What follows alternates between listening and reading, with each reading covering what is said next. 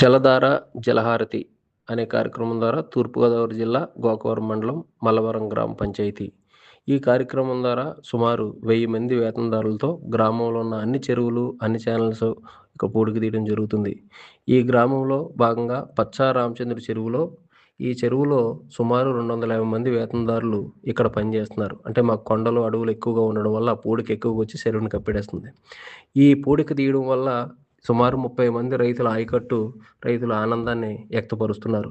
ఈ గొలుసు కొట్టు విధానం ద్వారా ఈ చెరువులోకి వచ్చే ఛానల్స్ గానీ, ఈ చెరువు నుంచి వేరే చెరువుకి, వేరే చెరువుకి, వేరే చెరువుకి ఈ విధంగా ఈ చెరువు నిండిన తర్వాత నీరును వృధాగా పోకుండా ప్రతి చెరువుకి ప్రతి చెరువుకి నీళ్ళెళ్ళాలన్న ఉద్దేశంతో ఈ యొక్క కార్యక్రమాన్ని చేపట్టడం జరిగింది.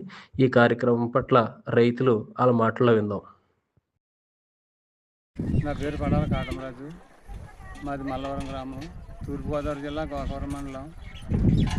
ఇక్కడ జలధార, జలహారతి ద్వారా ఇక్కడ పచ్చా రామచంద్ర అనే చెరువులో పనిచేయడం జరుగుతుంది. సుమారు 250 మంది పనిచేయడం జరుగుతుంది. కాబట్టి మాకు కొండ ప్రాంతం ఎక్కువ ఉంది.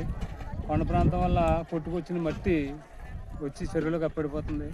ఆ చెరువు మట్టి తీసి గట్టుని గట్టిగా బలపరుచుకొని ఈ చెరువులో పనిచేసి గట్టును బలపరిచి సుమారు ఈ చెరువు ఆయకట్టు 31 ఎకరం సుమారు పంటలు పండించుకుంటున్నాం రైతులు మేము.